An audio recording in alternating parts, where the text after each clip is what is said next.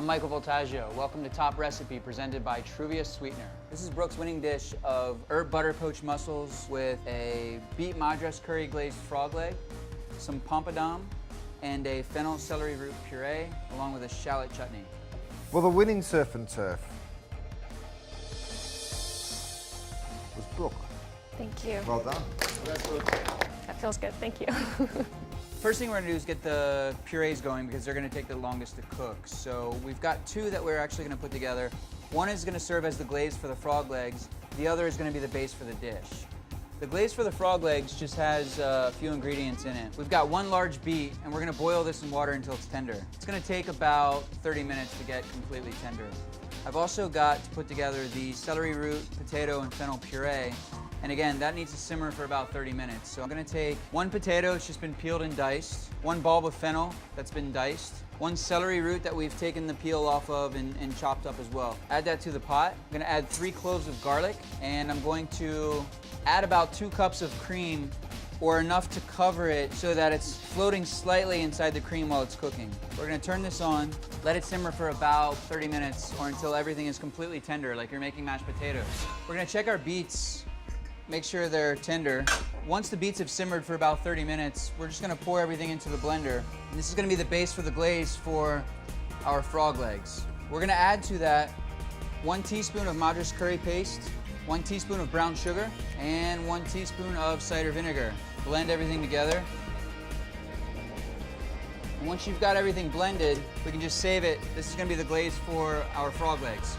Now that we have our beet glaze finished and ready to go, we're gonna move on to our fennel and celery root potato puree. This has been simmering for about 30-35 minutes. What I'm gonna do is drain the cream off, save it, and then use that to puree it as I need it. So I'll put this into the blender, keep the cream on the side, and then add it as I need to keep that puree moving inside the blender. Start it on low and then turn it up gradually to get it nice and smooth.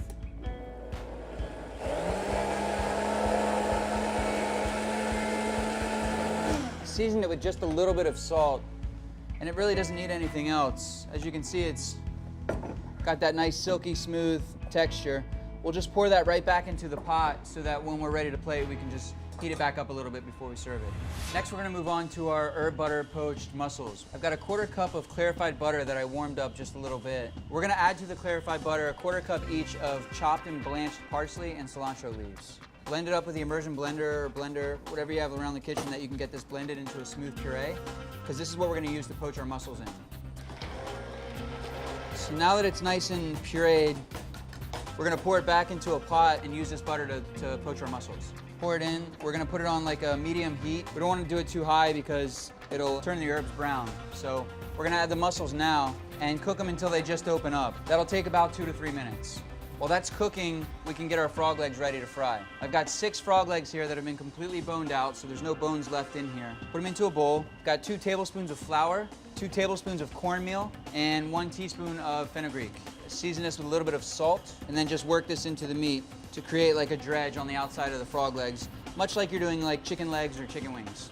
I've got my oil preheated to 350 degrees Fahrenheit, and I am going to fry off these frog legs. Shake off the extra flour and just drop them right into the oil. Once they're nice and golden brown, we'll just take them out of the oil, season them once more with a little bit of salt. Now we're gonna toss them a little bit of that beet glaze, that beet and madras curry glaze, just like you would a chicken wing. Got great color. It's got a smell of like barbecue sauce. You get the vinegar smell in there as well. Our mussels should be ready. Take our mussels. We're gonna take them out of the herb butter, take them out of the shells, and put the meat back into the butter. Finish it with a little bit of fresh lemon zest, a little bit of fresh lemon juice. We didn't cook them too much, really just until the shells start to open up.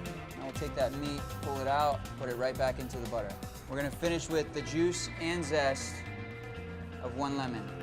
A little bit of salt to get rid of a little bit of this mess, and then we're ready to plate. So first thing we're gonna do is put a little bit of that puree we made with the celery root, the fennel, and the potato in the bottom of our dish. Nice, silky, smooth puree. Next, we'll go in with a couple of these mussels, a couple of our frog legs that are glazed in the beet madras curry. You can go back and drizzle a little bit of that herb butter right over top.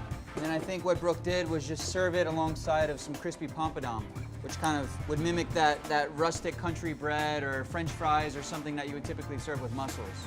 And that's Brooke's winning dish. We've got beaten madras glazed frog legs with herb butter poached mussels. We've got a fennel celery root potato puree, a little shallot chutney. Over here, some crispy pompadom. And this is Brooke's Taste on a Surf and Turf. I'm Michael Voltaggio. Thanks for watching Top Recipe, presented by Truvia Sweetener. See you next time.